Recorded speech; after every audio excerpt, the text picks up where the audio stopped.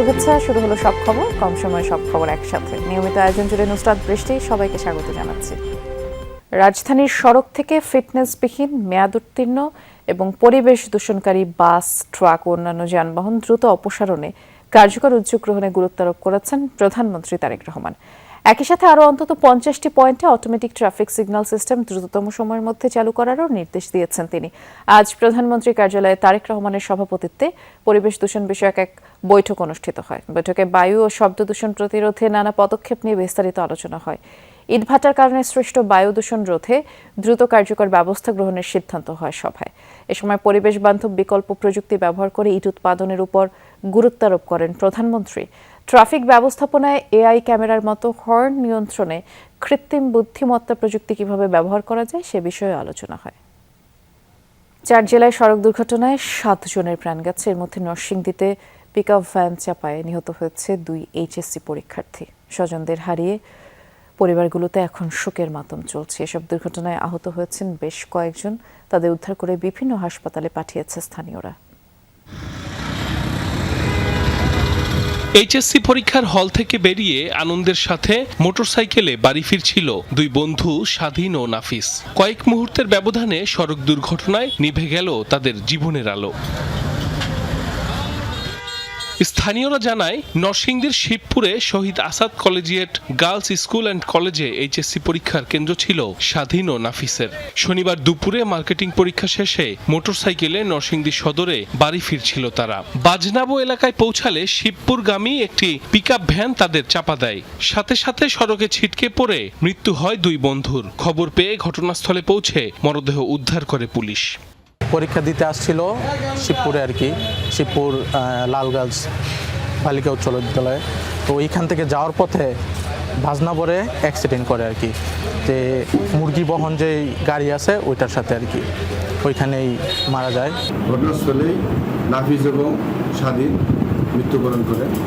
এই ঘটনায় পরবর্তী আইনগত ব্যবস্থা প্রক্রিয়া দিয়ে পিকআপ ভ্যান এবং মোটরসাইকেল আটক আছে। নীলফামারী কিশোরগঞ্জের শালটিবাড়ি এলাকায় মাইক্রোবাস খাদে পড়ে প্রাণ গেছে এক শিশুসহ 2 জনের। স্থানীয়রা জানায়, বিয়ের আনুষ্ঠানিকতা শেষে 16 জন বরযাত্রী নিয়ে খুগিপাড়া থেকে বন্দরপাড়ায় ফিরছিল মাইক্রোবাসটি। শালটিবাড়ি এলাকায় পৌঁছালে নিয়ন্ত্রণ হারিয়ে সড়কের পাশে খাদে পড়ে যায়। ঘটনাস্থলে প্রাণ হারায় 2 জন। পরে আহত অন্তত 12 জনকে হাসপাতালে পাঠায় স্থানীয়রা। শেরপুরের নালিতাবাড়িতে সড়ক দুর্ঘটনায় যাত্রী সহ এক অটোরিকশা চালকের মৃত্যু হয়েছে। পুলিশ জানায়, নালিতাবাড়ি শহর থেকে অটোরিকশায় 5 গাঁওয়ে শ্বশুর বাড়ির উদ্দেশ্যে রওনা হন শহীদুল ইসলাম। চেল্লাখালী এলাকায় পৌঁছালে অটোরিকশাটি নিয়ন্ত্রণ হারায়। ঘটনাস্থলে মৃত্যু হয় শহীদুল ও চালক কামরুলের। এদিকে নোয়াখালীর বেগমগঞ্জে ট্রাক চাপায় প্রাণ গেছে এক কৃষি কর্মকর্তার। সাইফ আহমেদ, যমুনা নিউজ। বিএনপি সরকার জবাবদিহিতা নিশ্চিত করছে, যা বিগত 5 মাসে প্রমাণিত হয়েছে বলে মন্তব্য করেছেন প্রধানমন্ত্রীর কার্যালয়ের উপদেষ্টা মাহদি আমিন। বলেন, 5 মাসে সব মন্ত্রণালয়ে সফলতা এসেছে। দেশের স্বার্থকে প্রাধান্য দিয়ে সব দেশের সাথে আলোচনা করছে সরকার। সরকারের কারো বিরুদ্ধে কোনো অভিযোগের সত্যতা পেলে ব্যবস্থা নেওয়া হচ্ছে বলেও জানান তিনি। বিকেলে রাজধানীর তেজগাঁয়ে সরকারের 5 মাস উপলক্ষে এক সংবাদ সম্মেলনে প্রধানমন্ত্রী উপদেষ্টা মাহদি আমিন এসব কথা বলেন সরকারের মধ্যে কেউ যদি অপরাধ করে আর সেটা প্রমাণ হয়, তাদের বিরুদ্ধে ব্যবস্থা নেওয়া হবে। তবে সামাজিক মাধ্যমে অনেক অপপ্রচার চলছে বলেও অভিযোগ করেন মাহদি আমিন। এ সময় সোশ্যাল মিডিয়ার অপপ্রচারে প্রভাবিত হয়ে সত্যতা নিশ্চিত না করে খবর প্রকাশ করার বিষয়ে সতর্ক থাকার পরামর্শ দেন তিনি।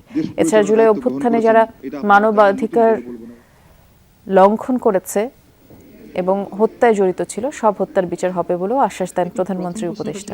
চীনের সাথে বাংলাদেশ এই মুহূর্তে সর্বোচ্চ যে নতুন রাষ্ট্র কাঠামো আমরা গড়ে তুলতে চাইছি, সেখানে স্বচ্ছতা থাকবে, সেখানে জবাবদিহিতা থাকবে, সেখানে অন্তর্ভুক্তিমূলক উন্নয়ন আমরা সবার নিশ্চিত করতে চাইব এবং সেই প্রক্রিয়ায় চলমান রয়েছে। 5 মাসের সরকারে আমরা দেখেছি একটা বিশাল কর্মযজ্ঞ সম্পাদন করা হয়েছে।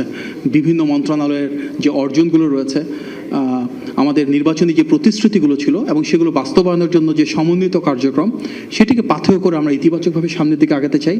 ফাইনালের মহারণে নামার আগে মেসিকে নিয়ে এক ভয়ঙ্কর সত্য মনে করিয়ে দিলেন স্প্যানিশ কোচ লুই দে লা ফুয়েন্তে। অতীতে মাত্র 15 মিনিটে মেসি 4 গোল হজম করার গল্প শোনালেও তাকে এক বিন্দু ছাড় না দেওয়ার হুঙ্কার দিল স্প্যানিশ বস। তবে আর্জেন্টিনার ডার্টি গেমের সমালোচনা উড়িয়ে দিয়ে স্কালোনির দলের প্রতি অগাধ শ্রদ্ধাও ঝরল ফুয়েন্তের কণ্ঠে। শেষের ঘণ্টা বাজছে দ্য গ্রেটেস্ট শো অন আর্থের। স্পেন ও আর্জেন্টিনার ফাইনালের মধ্য দিয়ে পর্দা নামবে ফুটবল বিশ্বকাপের। মাঠে লড়াই শুরুর আগেই চলছে নানা স্নায়ুযুদ্ধ। তবে এই শিরোপার মহারণের আগেই লিওনেল মেসিকে নিয়ে এক চরম সত্য ঘটনা মনে করিয়ে দিলেন স্পেনের কোচ লুই দে লা ফুয়েন্তে। ঘটনাটি তখনকার যখন ফুয়েন্তে ছিলেন সেভিয়ার যুব দলের কোচ।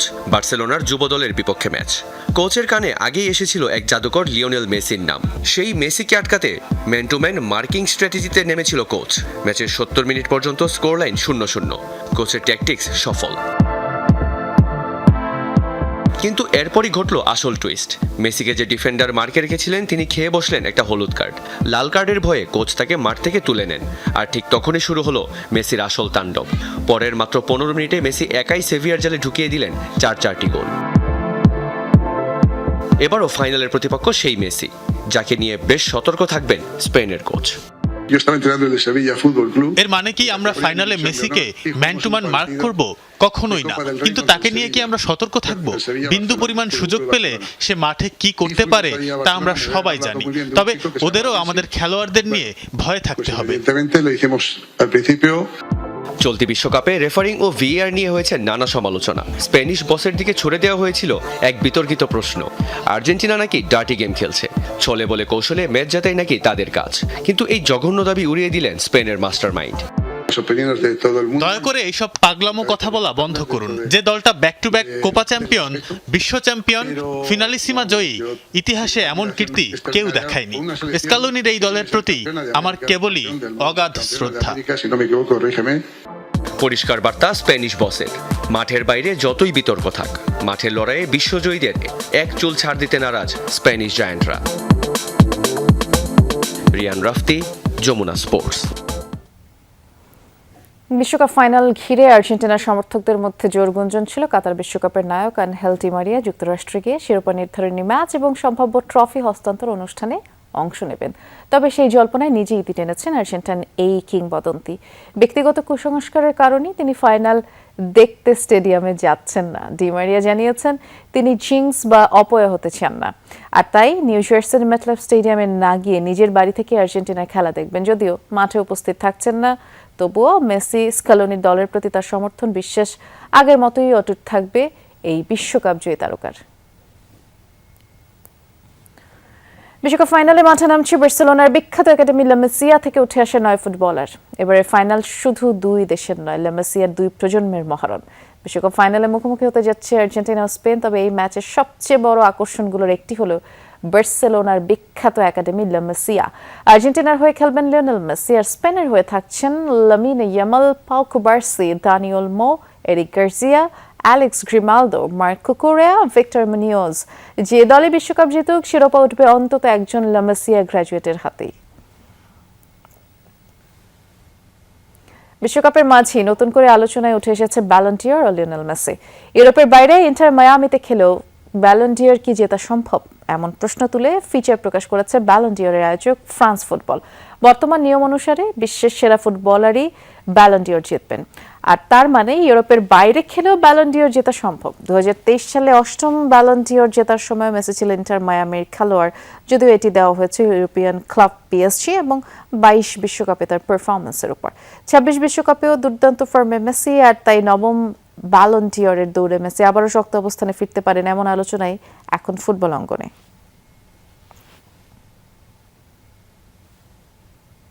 বিশ্বকাপ শেষ হওয়ার আগে এই আসরকে ইতিহাসের সফলতম বিশ্বকাপ হিসেবে আখ্যায়িত করেছেন মার্কিন প্রেসিডেন্ট ডোনাল্ড ট্রাম্প ও জিয়ান্নি ইনফান্তিনো। ফিফা সভাপতির প্রশংসা করে তিনি বলেন, ভবিষ্যৎ এই মেক্সিকো আর কানাডাকে বাদ দিয়ে এককভাবে বিশ্বকাপ আয়োজন করতে চান। এমনকি চীন ও যুক্তরাষ্ট্রকে যৌথ আয়োজক করার প্রস্তাবও দেন তিনি। শেষ হতে চলেছে এবারের 2026 ফিফা বিশ্বকাপ, কিন্তু মাঠের লড়াই শেষ হওয়ার আগেই এই আসরকে ইতিহাসের সফলতম বিশ্বকাপ হিসেবে আখ্যায়িত করেছেন মার্কিন প্রেসিডেন্ট ডোনাল্ড ট্রাম্প এবং ফিফা সভাপতি জিয়ান্নি ইনফান্তিনো। নিউ ইয়র্কের ট্রাম্প টাওয়ারে এক বিশেষ সংবর্ধনা অনুষ্ঠানে একে অপরের প্রশংসায় মাতেন তারা। ট্রাম্পের রসাত্মক মন্তব্য আর ইনফান্তিনোর ভূয়সী প্রশংসায় মুখর ছিল পুরো আয়োজন। রোববারের মহোৎসবের আগে নিউ ইয়র্কের ট্রাম্প টাওয়ারে বসেছিল চাঁদের হাট, যেখানে ফিফা প্রেসিডেন্ট জিয়ান্নি ইনফান্তিনোকে স্বাগত জানান মার্কিন প্রেসিডেন্ট ডোনাল্ড ট্রাম্প। ইনফান্তিনোর নেতৃত্বের প্রশংসা করে ট্রাম্প বলেন, মেক্সিকো ও কানাডাকে বাদ দিয়ে পরবর্তী বিশ্বকাপ এককভাবে যুক্তরাষ্ট্রের আয়োজন করা উচিত। এমনকি রসিকতা করে চীন ও যুক্তরাষ্ট্রকে যৌথ আয়োজক করার প্রস্তাবও দেন তিনি। আমি পরামর্শ দিয়েছি পরবর্তী সময়ে শুধু যুক্তরাষ্ট্রকেই বেছে নেওয়া হোক। অবশ্য জিয়ান্নির মাথায় অন্য আইডিয়াও আছে। সে বলল, আমরা যুক্তরাষ্ট্র ও চীন যৌথভাবে বিশ্বকাপ আয়োজন করতে পারি, তাতে ম্যাচগুলোর মাঝে বেশ ছোট একটা ফ্লাইট দেয়া যাবে। এক পর্যায়ে নিজের ছেলে ব্যারন ট্রাম্পের ফুটবল দক্ষতার গল্প শোনানোর পাশাপাশি লিওনেল মেসির ডিফেন্স ভাঙার জাদুকরী ক্ষমতা এবং ক্রিশ্চিয়ানো রোনাল্ডোর সাথে নিজের বন্ধুত্বের কথাও উল্লেখ করেন তিনি। হ্যারি কেইনকে রক্ষণভাগে খেলানো নিয়ে ইংল্যান্ড কোচের স্ট্র্যাটেজি নিয়েও মৃদু রসিকতা করেন ট্রাম্প। এদিকে ফিফা সভাপতি দাবি করেন, এটাই নাকি ইতিহাসের সেরা বিশ্বকাপ। এই বিশ্বকাপ শুধু ইতিহাসের সেরা বিশ্বকাপই নয়, এটি মানবজাতি ও সংস্কৃতির অন্যতম সেরা এক মিলন মেলা। যুক্তরাষ্ট্রের জয় হয়েছে, ফিফার জয় হয়েছে। বিশ্বকে এভাবে ঐক্যবদ্ধ করার স্মৃতি আমরা চিরকাল মনে রাখব। সব জল্পনা কল্পনার অবসান ঘটিয়ে আগামী সোমবার নিউ জার্সির মেটলাইফ স্টেডিয়ামে মেগা ফাইনালে মুখোমুখি হচ্ছে আর্জেন্টিনা ও স্পেন। কার হাতে উঠছে বিশ্বকাপের সোনালী ট্রফি তা দেখতে মুখে আছে পুরো বিশ্ব। Sanjana Ivy, Jamuna sports. আমেরিকায় যখন চলছে মাসব্যাপী ফুটবল ঝড়, তখন এর ঝাপটা এসে লেগেছে বাংলাদেশেও। ফুটবল উন্মাদনায় গোটা দেশ কাঁপছে। প্রিয় দলের জয় পরাজয়ে এদেশের সমর্থকরা কখনো উচ্ছ্বসিত, আবার কখনো বিক্ষুব্ধ। নিজ নিজ দলের পক্ষে চলছে কথার লড়াই, ট্রল, বুলিং। কখনো তার রূপ নিয়েছে সহিংসতায়, ঘটেছে হতাহতের ঘটনাও। কেউ বা আবার অতি আবেগে আত্মহত্যা পর্যন্ত করেছেন। মনোরোগবিদরা বলছেন, নানা মানসিক ক্ষতে জর্জরিত তরুণদের যত্ন নিতে হবে, নইলে ভবিষ্যতে গোষ্ঠীগত সহিংসতা অভ্যাসে পরিণত হওয়ার শঙ্কা আছে। সহকর্মী শাকিল হাসানের রিপোর্ট। বিশ্বকাপ ফুটবল পৃথিবীর বেশিরভাগ মানুষকে আলোড়িত করে। বাংলাদেশে এর বহিঃপ্রকাশ একটু বেশি। সেটা পতাকার সংখ্যা ও আকারের প্রতিযোগিতা থেকে শুরু করে বড় পর্দায় খেলা দেখার আয়োজনেই স্পষ্ট। আর তাই তো বিশ্বকাপে না খেলেও বৈশ্বিক সংবাদে আছে বাংলাদেশ। এদেশের ফ্যানদের খবর জানে সাও পাওলো অথবা বুয়েন্স এরিসের ফুটবলাররাও। উল্টো দিকে এর অন্ধকার দিকও আছে। প্রিয় দলের প্রতি সমর্থন শুধু মুগ্ধতায় সীমাবদ্ধ থাকে না, কখনো কখনো তা উগ্রতায় রূপ নেয়। নিজ দলের জয় বা অন্য দলের পরাজয়ে আনন্দ বা বেদনার বহিঃপ্রকাশ কখনো কখনো মাত্রা ছাড়িয়ে যায়, রূপ নেয় সহিংসতায়। এই যেমন গত 7 জুলাই রাতে কুমিল্লার এক ব্রাজিল সমর্থককে পিটিয়ে হত্যার ঘটনা ঘটেছে। প্রিয় দলের পরাজয়ে আত্মহত্যার ঘটনাও আছে। এতে করে আনন্দ পরিণত হয় বিষাদে। কেন এমন করেন সমর্থকরা? হেরে যাওয়া মানে সবকিছু শেষ। তখনই তারা এই তীব্র হতাশা থেকে এমন আচরণগুলো করে নিচ্ছে যেটা সামাজিকভাবে গ্রহণযোগ্য না, এবং এই সংঘাতগুলো অনেকাংশে কিন্তু তার কারণেই হচ্ছে। আবেগীয় বুদ্ধিমত্তার অভাব বোধই এই ধরনের সহিংসতার দিকে এই যুবক বা এই কিশোর কিশোরীদেরকে নিয়ে যাচ্ছে। একসঙ্গেই হয়তো খেলা দেখছেন বাসায়, অফিসে বা বাইরে বড় পর্দায়। ভিন্ন দল সমর্থনের কারণে ভিন্ন মত হতেই পারে, হতে পারে খুনসুটিও, কিন্তু তাই বলে ব্যক্তিগত কাদা ছোড়াছুড়ি, গালাগালি এমনটা বিশ্বকাপ চলাকালীন দেখা গেছে অহরহ। যাদেরকে সাপোর্ট করতেছে তাদের প্রতি অন্ধ একটা ভক্তির কারণে। আমি পার্সোনালি আর্জেন্টিনা করি, তবে তাই বলে যে ব্রাজিলের সমর্থকদেরকে নিচু করে কথা বলবো, এটাকে আমি আসলে সাপোর্ট করি না। মজা নেওয়াটা নর্মাল, সবাই কোনো একটা জিনিস নিয়ে কোনো কিছু হইলেই মজা নেয়, বাট আমাদের দেশে কেন জানি সবকিছু নিয়ে খুব বেশি বাড়াবাড়ি হয়। সামাজিক যোগাযোগ মাধ্যম ব্যবহার করে শুধুমাত্র ভিন্ন দল সমর্থনের কারণে বন্ধুকে আনফ্রেন্ড, ব্লক করার ঘটনাও ঘটেছে। ট্রল, মিম, কুরুচিপূর্ণ বাক্য ব্যবহার করতেও ছাড়ছেন না অনেকে। অথচ বিশ্বকাপ শেষে হয়তো সেই বন্ধু সহকর্মীর সঙ্গেই মিশতে হবে, কাজ করতে হবে। কিছু দর্শক থাকবে বা কিছু মানুষ থাকবে যারা এই বিষয়টাকে সিরিয়াসলি নিয়ে নেয়, এবং এরকম কিছু আছে, তো ওদের কারণে আসলে মাত্রাটা মানে ছাড়াই আর কি। ঝগড়াঝাটি করি, মারামারি করি, একজন একজনকে বুলিং করতেছি, এমনটা আসলে করা উচিত না। কারণ আমরা এখানে বসে এটা করতেছি, বাট আসলে কি ওরা এই জিনিসটা করে? কখনোই করে না। ব্যক্তিগত হতাশা, বেকারত্ব, ক্ষোভ, সম্পর্কে টানাপোড়েন, রাজনৈতিক অস্থিতিশীলতা সহ নানা কারণে মানুষের মন বিক্ষিপ্ত। ট্রল বা সহিংস আচরণের ক্ষেত্রে এসবই নিয়ামক হিসেবে কাজ করে। তাই মানসিক স্বাস্থ্যের দিকে নজর না দিলে আগাম শঙ্কার কথা জানালেন এই মনোবিদ।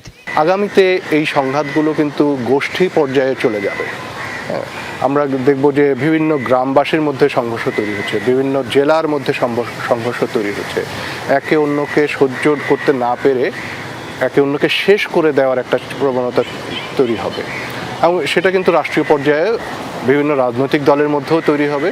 কোনো একদিন হয়তো বিশ্বকাপ ফুটবলে খেলবে বাংলাদেশ। সেদিন আর ব্রাজিল আর্জেন্টিনা নয়, সবাই মিলে একসঙ্গে সাপোর্ট করবে লাল সবুজ পতাকা উড়িয়ে। সেদিনই কেবল বন্ধ হতে পারে সমর্থকদের অহেতুক উত্তেজনা, এমন প্রত্যাশা ফুটবল প্রেমীদের। শাকিল হাসান, যমুনা নিউজ, ঢাকা। চলতি বছরের এসএসসি ও সমমান পরীক্ষার ফলাফল 20 জুলাই প্রকাশ হচ্ছে না, তবে চলতি মাসেই ফলাফল প্রস্তুত করা হবে বলে জানিয়েছে আন্তঃশিক্ষা সমন্বয় বোর্ড। ফল প্রকাশের সম্ভাব্য তারিখ নির্ধারণ না হলেও চলতি মাসে প্রকাশ না হওয়ার ইঙ্গিত মিলেছে, এবং ফলাফল প্রস্তুত শেষে মন্ত্রণালয় থেকে নির্ধারিত তারিখ জানানো হবে।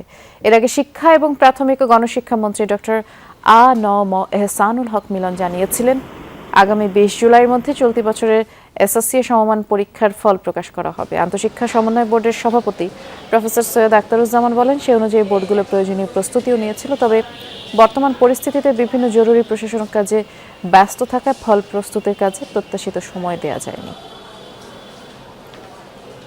ভূ রাজনীতি, ব্যবসা সহ দ্বিপাক্ষিক সম্পর্কে বাংলাদেশ চীনকেই নিরাপদ বোধ করে বলে জানিয়েছেন স্থানীয় সরকার মন্ত্রী ও বিএনপি মহাসচিব মির্জা ফখরুল ইসলাম আলমগীর। বলেছেন, আধিপত্যবাদের বিরুদ্ধে চীনকে বিশ্বে নেতৃত্ব দিতে হবে, বাংলাদেশ ওই দেশটির পাশে থাকবে। সকালে রাজধানীর একটি হোটেলে বাংলাদেশ চায়না ফ্রেন্ডশিপ অ্যাসোসিয়েশনের আয়োজনে সেমিনারে বিএনপি মহাসচিব বলেন, বেইজিং এর সাথে ঢাকার সম্পর্ক ঐতিহাসিক, অবিচ্ছেদ্য, বাইরের কেউ এই সম্পর্কে ছেদ ফেলতে পারবে না। এ সময় চীনের সাথে বাংলাদেশের সম্পর্ককে ব্যবসায়িক মন্তব্য করে মির্জা ফখরুল বলেন, বাংলাদেশ বাধ্য হয়ে চীনের দিকে অগ্রসর হয়েছে, এই সম্পর্ক এখন সর্বোচ্চ পর্যায়ে। চীনের পাশাপাশি ভারত, আমেরিকা ও ইউরোপের সাথেও দেশের স্বার্থ বিবেচনায় সম্পর্ক উন্নয়নে জোর দেওয়ার কথা বলেন স্থানীয় সরকার মন্ত্রী। সেমিনারে উপস্থিত ছিলেন চায়না রাষ্ট্রদূত ইয়াওয়েন, তথ্যমন্ত্রী জহিরুদ্দিন স্বপন সহ আরো অনেকে।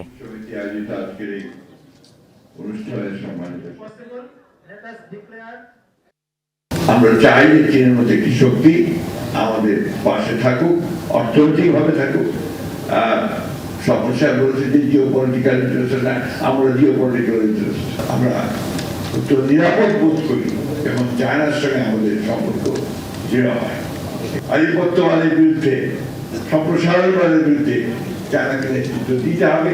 আমাদের মতো দেশগুলো আমরা তাদের পাশে এসে যেন দাঁড়াতে পারি।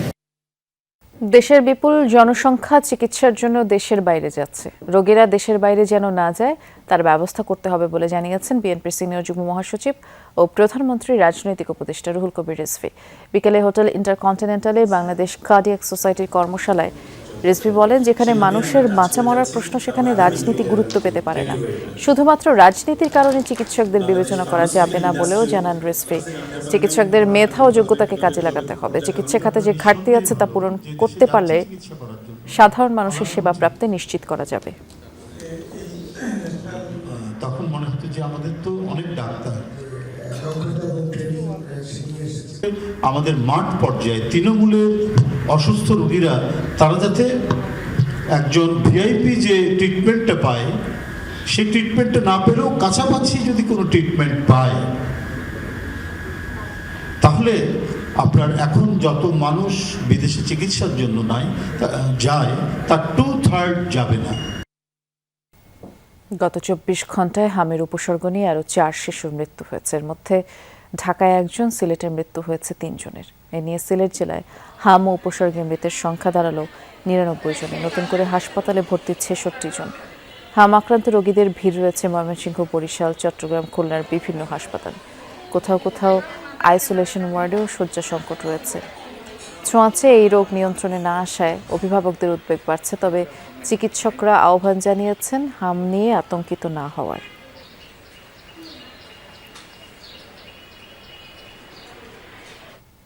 মতিঝিল সবুজবাগ এলাকার শীর্ষ সন্ত্রাসী হিসেবে পরিচিত তানিম রেজা ওরফে বাপ্পিকে গ্রেফতার করেছে পুলিশ। শুক্রবার রাতে রাজধানীর কমলাপুর এলাকায় অভিযান চালিয়ে 3টি বিদেশি অস্ত্রসহ তাকে গ্রেফতার করা হয়। আটক হয় তার 4 সহযোগীও। পুলিশ জানায় বাপ্পি দুবাই থাকা শীর্ষ সন্ত্রাসী জিসানের ঘনিষ্ঠ সহযোগী হিসেবে মতিঝিল এলাকায় অপরাধমূলক কর্মকাণ্ড পরিচালনা করে আসছিল। 24-এর 5 আগস্ট পরবর্তী সময়ে জামিনে এসে হত্যা, চাঁদাবাজি সহ অপরাধমূলক কার্যক্রম চালিয়ে আসছে শীর্ষ সন্ত্রাসীরা। মতিঝিলের শীর্ষ সন্ত্রাসী বাপ্পিও জামিনে এসে মতিঝিল, আরামবাগ ও কমলাপুর এলাকায় চাঁদাবাজি, ফ্ল্যাট ও ফুটপাত দখল, ইন্টারনেট ও ডিশ ব্যবসা নিয়ন্ত্রণে নেমে পড়েন।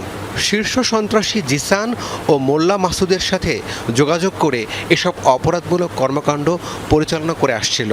বাপ্পির নিজস্ব 7 থেকে 9 জন শুটার রয়েছে, যারা সর্বদা তার সঙ্গে অবস্থান করে। শুক্রবার রাতে রাজধানীর কমলাপুর এলাকায় অভিযান চালিয়ে বাপ্পিকে গ্রেপ্তার করে পুলিশ। এ সময় তার 4 সহযোগীকেও আটক করা হয়। সন্ত্রাসী বাপ্পির কথিত অফিস থেকে উদ্ধার হয় একটি বিদেশি রিভলভার, 2টি বিদেশি পিস্তল সহ 5 রাউন্ড গুলি। সে দীর্ঘদিন ধরে মতিঝিল, সবুজবাগ এই বেল্টে সে এই কার্যক্রমগুলি চলমান রেখেছিল, সন্ত্রাসী কার্যক্রমগুলি। আমরা ধরেন গতকালকে তাকে গ্রেপ্তার করেছি। আমরা মামলার সূত্রে তাকে কোর্টে ফরওয়ার্ড করব। ফরওয়ার্ড করার পরে তো আমরা রিমান্ডে আনবো, তাকে আরও ব্যাপক জিজ্ঞাসাবাদ করব, কোথায় কোথায় কী ইনসিডেন্ট ঘটিয়েছে, তার অ্যাকমপ্লিসেস যারা আমরা গ্রেপ্তার করেছি তাদেরকে সহ। তো আশা করি আরও অনেক তথ্য আমরা পাবো। প্রেস ব্রিফিংয়ে পুলিশ জানায়, সন্ত্রাসী বাপ্পির বিরুদ্ধে হত্যা চেষ্টা, মাদক ও নারী নির্যাতন সহ বিভিন্ন থানায় অন্তত 7টি মামলা রয়েছে। এর আগেও বিভিন্ন মামলায় তাকে গ্রেফতার করা হলেও জামিনে বেরিয়ে এসে আবারও অপরাধ কর্মকাণ্ড চালাতো বাপ্পি। মামলা হয়েছে, তারপর সে অ্যারেস্টও হয়েছে, কোর্টে ফরওয়ার্ডেড হয়েছিল, আবার এসেছে জামিনে। বাংলাদেশের যে প্রসিডিউর এটা থাকে আর কি, ঠিক আছে। 2003 সালে ঢাকার মালিবাগে সানরাইজ আবাসিক হোটেলে পুলিশের অভিযানে সন্ত্রাসীদের সঙ্গে গোলাগুলিতে ডিবি পুলিশের 2 জন কর্মকর্তা নিহত হন। এই ঘটনায় বাপ্পি সহ তার সহযোগীদের নাম আসে। তবে ব্রিফিংয়ে পুলিশ জানায়, দেশের বাইরে থাকা শীর্ষ সন্ত্রাসীদের সাথে বাপ্পির যোগাযোগ আছে কিনা তার তদন্ত চলছে। তাদের সহযোগীকে তারা কার আন্ডারে কাজ করতেছে এগুলি আমরা বিস্তারিত তদন্ত করে দেখতেছি। রাব্বি সিদ্দিকী, যমুনা নিউজ, ঢাকা। সৌদি আরবের মতো কুয়েতও চায় পাকিস্তানি সেনা ও যুদ্ধ বিমান। প্রতিরক্ষা ইস্যুতে 2 দেশের মধ্যে হওয়া বৈঠকে এই ইস্যুতে আলোচনা হয়েছে। সম্প্রতি পাকিস্তানের সাথে প্রতিরক্ষা বিষয়ক বৈঠক হয় কুয়েতের। আন্তর্জাতিক বিভিন্ন গণমাধ্যম জানায়, এই প্রতিরক্ষা বৈঠকে নিজেদের নিরাপত্তা বৃদ্ধি করতে পাকিস্তানের সেনা ও বিমান বাহিনীর সহায়তা চায় কুয়েত। এছাড়াও জ্বালানি খাতে সহযোগিতা ও বিনিয়োগের ব্যাপারেও আলোচনা হয় 2 দেশের মধ্যে। এর আগে 2023 সালে যৌথ মহড়া ও প্রশিক্ষণের জন্য ইসলামাবাদের সাথে অস্থায়ী একটি চুক্তি করে দেশটি। মধ্যপ্রাচ্যে চলমান যুক্তরাষ্ট্র ইরান যুদ্ধের জেরে হামলার মুখে পড়ে কুয়েত, আর ভবিষ্যতে এমন বড় আক্রমণ ঠেকাতেই পারমাণবিক অস্ত্রধারী দেশ পাকিস্তানের সাথে চুক্তি করতে মরিয়া মধ্যপ্রাচ্যের দেশটি। গণভোটের রায় মেনে না নিলে ঢাকায় মহাসমাবেশ করবে 11 দলীয় জোট, এমন হুঁশিয়ারি দিয়েছেন বিরোধী দলীয় নেতা জামায়াতের আমির ডাক্তার শফিকুর রহমান। বিকেলে বরিশালের ঈদগাহ ময়দানে 11 দলীয় বিভাগীয় সমাবেশে হুঁশিয়ারি দেন জামায়াতের আমির। বলেন, 24কে হারিয়ে যেতে দেবে না 11 দলীয় জোট। বিরোধী দলীয় নেতা বলেন, 17 বছর দেশের মানুষ নির্যাতনের শিকার হয়েছে, আর একটি দল রাজপথে না থেকে দেশ গঠন করতে চান। সরকারের দিকে ইঙ্গিত করে শফিকুর রহমান অভিযোগ করেন, তারা ফ্যাসিবাদের দিকেই হাঁটছে। প্রধানমন্ত্রীর মুখে মধু আর অন্তরে ছলনা বলেও মন্তব্য করেন এনসিপির আহ্বায়ক নাহিদ ইসলাম। আমার সাংবাদিক ভাইয়েরা ঠিক বাংলাদেশ কায়েম করার জন্য কুষ্টিয়ার খোকসায় আধিপত্য বিস্তারকে কেন্দ্র করে দুইজনকে কুপিয়ে হত্যার ঘটনা ঘটেছে, একজন আহত হয়েছেন। এ ঘটনায় দুজনকে আটক করেছে পুলিশ। গতরাত উপজেলার দেবীনগর গ্রামে এই ঘটনা ঘটে। নিহতরা হলেন ফারুক হোসেন ও আব্দুল শেখ। পুলিশ জানায় আধিপত্য বিস্তার নিয়ে দীর্ঘদিন ধরেই স্থানীয় সালিম হোসেনের সাথে বিরোধ মিন্টু চৌকিদার গ্রুপের। শুক্রবার বিকেলে দুই গ্রুপের মধ্যে সংঘর্ষ হয়। এরই জেরে রাতে মাদক বিক্রির অভিযোগ তুলে মিন্টুর অনুসারীরা দেশীয় অস্ত্র নিয়ে হামলা চালায় সালিম হোসেনের বাড়িতে। এই হামলায় ঘটনাস্থলেই প্রাণ হারান ফারুক ও আব্দুল। গুরুতর আহত একজনকে উদ্ধার করে হাসপাতালে ভর্তি করা হয়। নরসিংদীর মাধবদীতে ডাকাতদের কোপে একজন নিহত হয়েছেন, একজন আহত হয়েছেন। রাতে বলবর্তী এলাকায় এই ঘটনা ঘটে। নিহতের নাম শাহজাহান মিয়া। পুলিশ জানায় গভীর রাতে শাহজাহানের বাড়িতে ৮-১০ জনের একটি ডাকাত দল হানা দেয়। বাড়ির লোকেরা ডাকাতি করতে বাধা দিলে ধারালো অস্ত্র দিয়ে এলোপাতাড়ি কোপাতে থাকে ডাকাতরা। এ সময় অস্ত্রের আঘাতে ঘটনাস্থলেই মারা যান শাহজাহান, আর একজন আহতও হয়। ঘরে থাকা নগদ অর্থ, স্বর্ণালংকার লুট করে পালিয়ে যায় ডাকাতরা।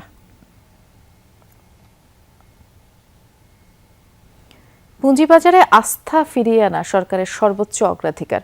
এতে রাজনৈতিক হস্তক্ষেপ থাকবে না বলে মন্তব্য করেছেন বিএসইসি চেয়ারম্যান মাসুদ খান। বলেন, পুঁজিবাজারে ঝুঁকি থাকলেও এর হাল ধরতে হবে। আর এখাতে বিদেশি বিনিয়োগে জোর দিয়েছেন Debate for Democracy chairman Hasan Ahmed Chowdhury Kiron. দেশের পুঁজিবাজার দীর্ঘ 2 দশকে কাঙ্ক্ষিত গতি পায়নি। আওয়ামী লীগ সরকারের আমলে কারসাজির কারণে বিনিয়োগকারীর সংখ্যা কমে প্রায় অর্ধেকে নেমে আসে। নতুন সরকার গঠনের পর স্থবির থাকা পুঁজিবাজার ঘুরে দাঁড়ানোর চেষ্টা করছে। এফডিসিতে পুঁজিবাজারে আস্থার সংকট নিরসনে করণীয় শীর্ষক ছায়া সংসদের আয়োজন করে ডিবেট ফর ডেমোক্রেসি। বড় কোম্পানিগুলোকে তালিকাভুক্তির তাগিদ দেন সংগঠনটির চেয়ারম্যান। দেশের পুঁজিবাজারকে আমরা আমাদের দেশীয় বিনিয়োগকারী ছাড়াও বিদেশি বিনিয়োগকারীদের আকৃষ্ট করতে হলে বিনিয়োগ বান্ধব পরিবেশ আমাদেরকে তৈরি করতে হবে, তাদেরকে আস্থায় ফিরিয়ে আনতে হবে। বিগত সরকারের সময় জবাবদিহিতা না থাকায় শেয়ার বাজার ধ্বংস হয়। এখান থেকে ঘুরে দাঁড়ানোর চেষ্টা চলছে।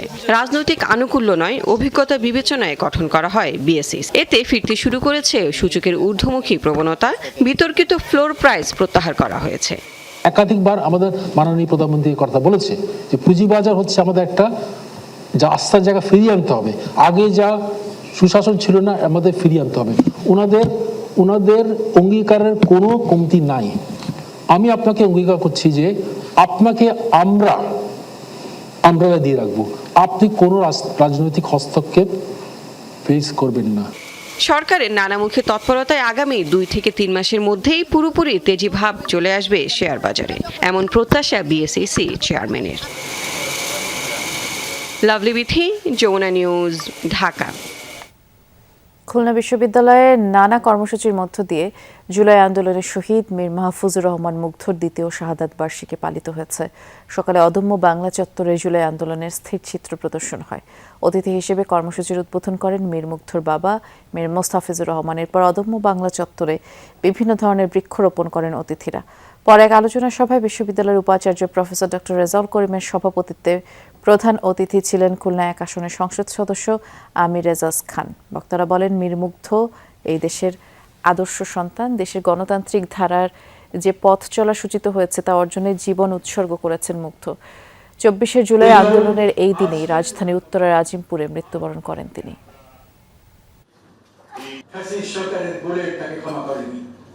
আগামী দিনে মুগ্ধর মতো সবাই মানবিক হবে, রাষ্ট্র পরিচালনার ক্ষেত্রে রাষ্ট্র গড়ার কাজে নিজস্ব উদ্যোগে সেইভাবে মানুষের জন্য কাজ করবে। কোমলমতি ছাত্রছাত্রীরা তারা যেভাবে এই মুগ্ধকে মনে প্রাণে ধরে রেখেছে, আমি মনে মুগ্ধ খুলনা বিশ্ববিদ্যালয় কখনো হারিয়ে যাবে না। শহীদ মুগ্ধের স্মৃতি যাতে আমরা কখনো ভুলে যেতে না পারি, সেই কারণে আপনারা যে দাবিটি করেছেন শতভাগ ইনশাল্লাহ আমরা সেই দাবিটি পূরণ করব। নতুন হল নির্মাণ হলে শহীদ মুগ্ধর নাম অবশ্যই থাকবে।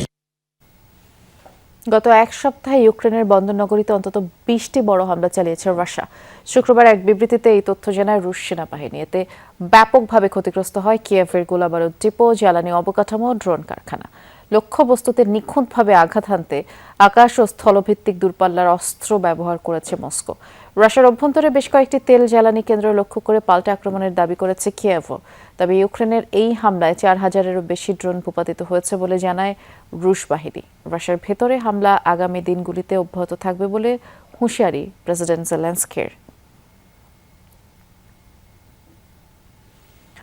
ইউরোপ জুড়ে আরও তীব্র রূপ নিয়েছে দাবানল। আগুনের ভয়াবহতার সাথে লড়ছে Norway, Sweden, France, Spain, Portugal সহ আরও কয়েকটি দেশ। পুড়ে গেছে লাখ লাখ একর আবাদি জমি, বন, পাহাড়ি এলাকা। বিভিন্ন জায়গায় লোকালয়েও ছড়িয়েছে আগুন, ঘটছে প্রাণহানিও। চরম ঝুঁকিতে ঘরবাড়ি ছাড়তে বাধ্য হচ্ছে হাজার হাজার মানুষ।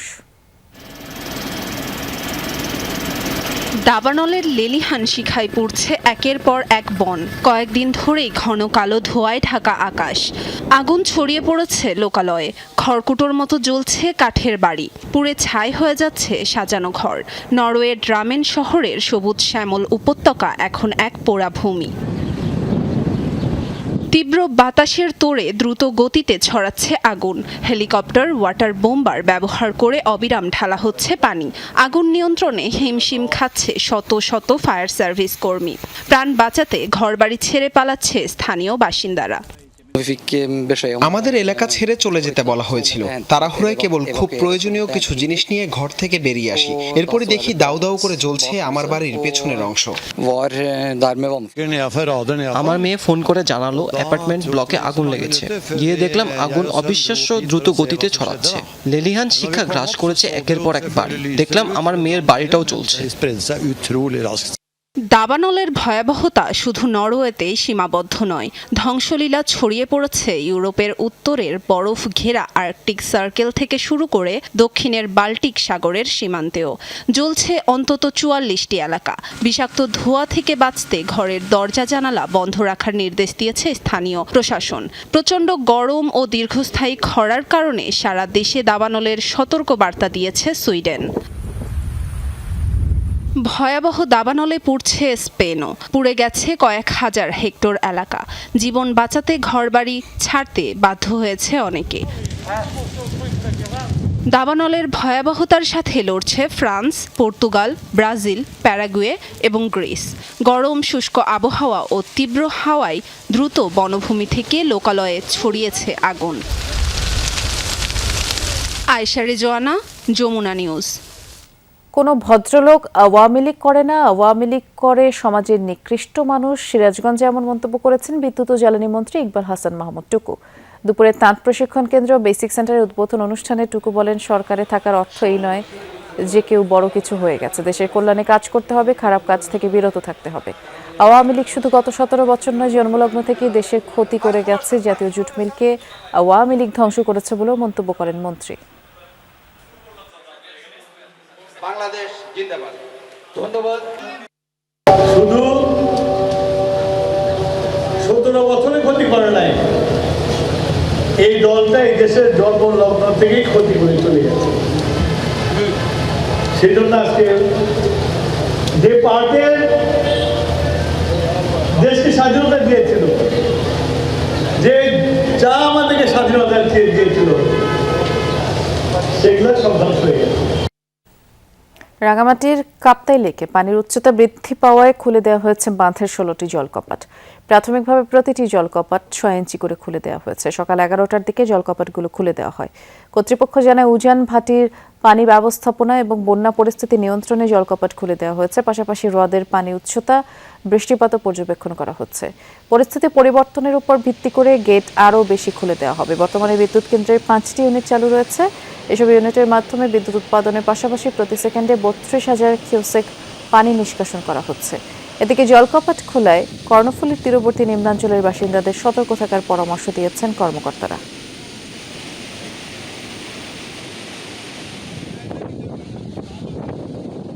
টার্গেট হলো আপ স্ট্রিমে যারা বসবাস করতেছেন আর ডাউন স্ট্রিমে যারা বসবাস করছেন তাদের কষ্ট যাতে কমানো যায়, এই কারণেই শুরুতে স্কুলের পানি বাড়ার ১০৪ ক্রস করার পরপরই আমরা সিদ্ধান্ত নিই যে পানি স্কুলে দিয়ে পানি ডিসচার্জ করা হবে, যাতে লেভেলটা দ্রুত বেড়ে না যায়। জাতীয় ঐকমত্য কমিশনের সুপারিশ অনুযায়ী বিচার বিভাগকে সংস্কার করে পূর্ণ স্বাধীনতা ও নিরপেক্ষতা নিশ্চিতের দাবি জানিয়েছেন গণতান্ত্রিক আইনজীবী সংহতি। শনিবার ঢাকা রিপোর্টার্স ইউনিটির সাগর রুনি মিলনায়তনে গণ অভ্যুত্থানের আকাঙ্ক্ষা ও বিচার বিভাগের কাঙ্ক্ষিত সংস্কার শীর্ষক আলোচনা সভায় বক্তারা বলেন, মানুষের ন্যায় বিচার প্রাপ্তির শেষ ভরসা বিচার বিভাগ। নিম্ন উচ্চ আদালতে বিচারকের সংখ্যা বৃদ্ধি, মামলা জট কমানো, ফাইলিং ব্যবস্থা চালুর তাগিদ দেন তারা। আদালতে ডিজিটাল ব্যবস্থাপনার আধুনিকায়ন, নিরাপত্তা ব্যবস্থা চালু ও বিচার প্রার্থীদের বসার ব্যবস্থা নিশ্চিত করার উপরও গুরুত্ব আরোপ করেন। অতীতের মতো বর্তমান সরকার বিচার বিভাগকে যেন রাজনৈতিক হাতিয়ার হিসেবে ব্যবহার না করে তা নিশ্চিতের কথাও বলেন বক্তারা। আমরা তো আশা করেছিলাম এই যে নির্দলীয় নিরপেক্ষ সরকারের অধীনে নির্বাচন, সেই নির্বাচন তো আমরা শুরু করলাম, তো সেটা কেন হাতছাড়া হয়ে গেল? অনেকগুলো ক্ষেত্রে আমরা গণতান্ত্রিকভাবে সংস্কার করে সত্যি সত্যি একটা আধুনিক গণতান্ত্রিক রাষ্ট্রের মতন যাতে বিচার বিভাগ যাতে আমরা তৈরি করতে পারি। আমি আশা করব সরকার কোনো অজুহাত না দেখিয়ে দেশবাসীকে দেওয়া যে বক্তব্য সে অনুসারে বিচার বিভাগকে সংস্কার করা। কুষ্টিয়া পৌরসভাকে সিটি কর্পোরেশনে উন্নীত করার দাবি ও শিল্পায়নের সম্ভাবনা নিয়ে অনুষ্ঠিত হলো গোলটেবিল বৈঠক। সকালে কুষ্টিয়া রিসার্চ অ্যান্ড ডেভেলপমেন্ট ফোরামের আয়োজনে পিআইবি অডিটোরিয়ামে বৈঠকটি অনুষ্ঠিত হয়। বৈঠকে প্রধান অতিথি ছিলেন কুষ্টিয়া সংরক্ষিত মহিলা আসনের সংসদ সদস্য ফরিদা ইয়াসমিন, আর শেষ আলোচক হিসেবে ছিলেন ইউকসু VP barrister Tariq bin Aziz.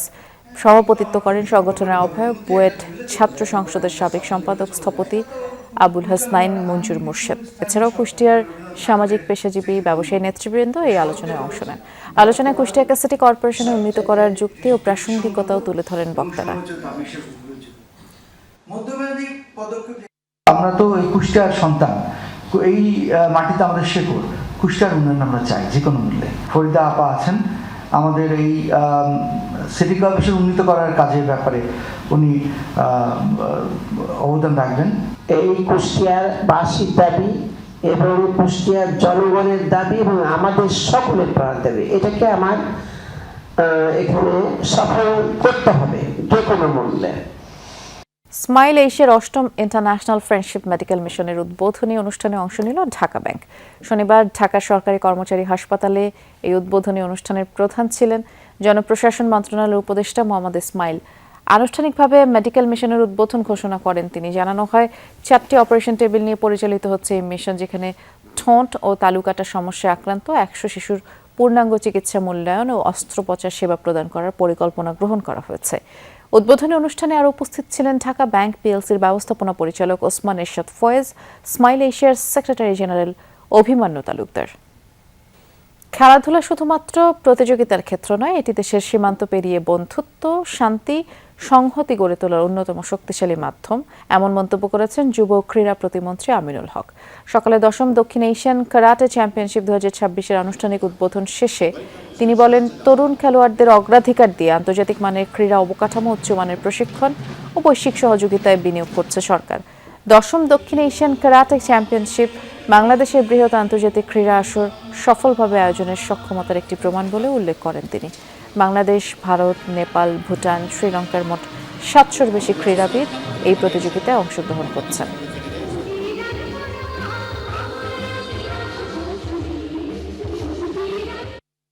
For Bangladesh, hosting this championship is not আমাদের সরকারের দূরদর্শী নেতৃত্বে বাংলাদেশের ক্রীড়া খাতে বড় ধরনের পরিবর্তন ঘটছে।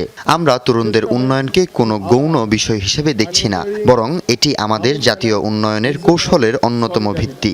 আমরা আন্তর্জাতিক মানের অবকাঠামো, উচ্চমানের প্রশিক্ষণ এবং বৈশ্বিক সহযোগিতায় ব্যাপক বিনিয়োগ করছি। 10ম দক্ষিণ এশিয়ান ক্যারাটে চ্যাম্পিয়নশিপ আয়োজন বাংলাদেশের বৃহৎ আন্তর্জাতিক ক্রীড়া আসর সফলভাবে আয়োজনের সক্ষমতারই একটি উজ্জ্বল প্রমাণ।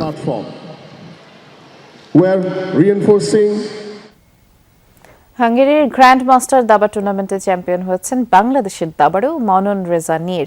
টুর্নামেন্টে বাংলাদেশ, ভারত, বেলজিয়াম, চাইনিজ তাইপে সহ মোট 10 জন দাবাড়ু অংশগ্রহণ করেন।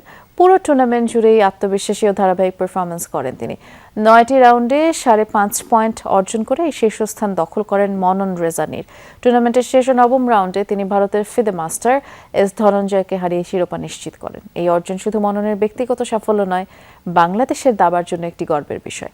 আন্তর্জাতিক অঙ্গনে শক্তিশালী প্রতিপক্ষদের হারিয়ে তার এই সাফল্য দেশের তরুণ দাবাড়ুদের জন্য অনুপ্রেরণা হয়ে থাকবে।